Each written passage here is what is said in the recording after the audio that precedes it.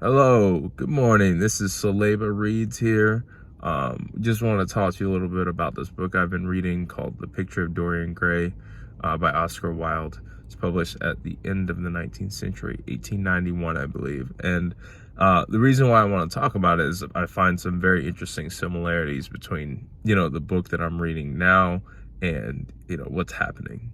I think it's always interesting because when I was in English class back in the day, I always used to hate it because I never thought that there was any relevance between what I was reading and, my everyday life. And so part of the reason why I wanted to do this channel is to take classic works of fiction and sort of find the through line regarding its relevance to our life and also what it speaks to about the human condition.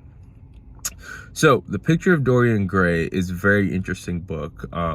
Give the short Cliff Notes version of the plot without giving too much away. Basically, there's this young, incredibly handsome or beautiful man who starts the book off very innocent and is slowly corrupted by one of his friends and by his own choices and temperament, and eventually has a picture which represents all his quote-unquote soul and all of the immoral or cruel things that he has done in the world are reflected on that picture, but not on him. And he also doesn't age anymore, so he is able to do whatever he wants basically with no consequences. And the story is about that life. Now, there's a few things that I find very relevant to today with that story. I'm about halfway through right now, and there's a few different themes. So first theme is, we have youth, right? We live in a very social media age.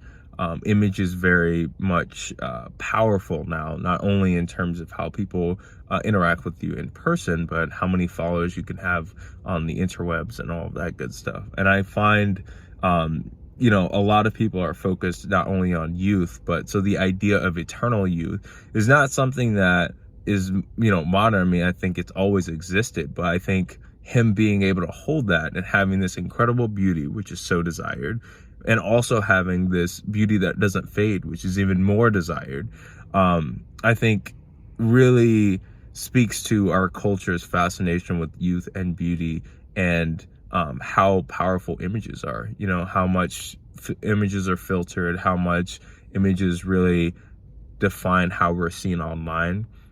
And here's a man who has the most beautiful image that never fades. And at the same time, in the whole social media world, he also has a picture, right? There's this picture that shows his true face, but no one ever sees it. It's hidden, right? And what does that say about social media, right? Because a lot of times, and not always, but a lot of times social media, we choose to show our best sides, our happening days when we're feeling good, we got all dressed up and stuff. But, a lot of times the rougher days are the things we, don't want to share when we're waking up and our hair's all crazy and we're bleary eyed. That's not what most people take a selfie, right? So it's almost like, in life, there are all these beautiful moments, incredible moments, you get married, you have a kid, like all these moments where you feel like you're on the mountaintop. And so a lot of times we share those great moments with others, but we don't share the more mundane, like washing dishes, doing the chores, moments with others. And so for him, that whole image, it really represents for me this way that we can choose to portray ourselves in the most beautiful light without, showing everything else, not only in social media, but also, when it comes to vulnerability. Like, how often are we able to be open about insecurities or self-doubts or any of that stuff? So I thought the image, that was very interesting.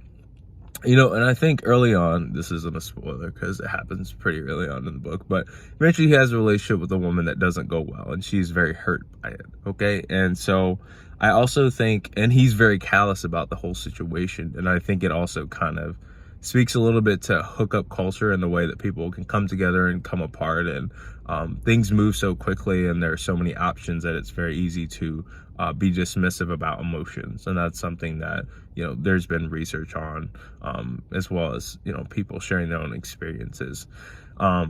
And all of those things I find very interesting, but I also think, there's also the influence of our friends, and that's something that's existed for as long as there have been multiple people around. He has two friends. One of them is a painter, and this is how. So originally Dorian was super beautiful, and he had a painter friend who was painting him because of his beauty, and then his painter friend had another friend who was much more cynical and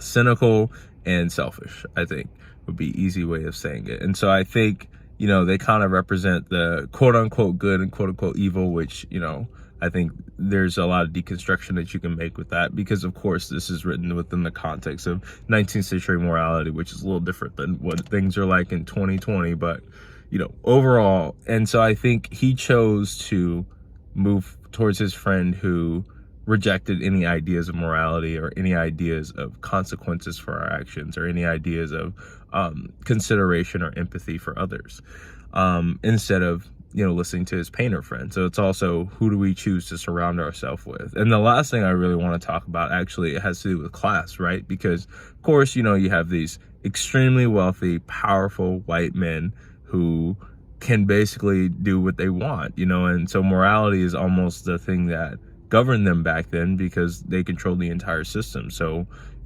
that's part of the reason why moral rules are so important back then, because their relations with everyone else, women, servants, anyone who wasn't white, rich, and powerful, and a male, were governed basically by how they chose to treat them.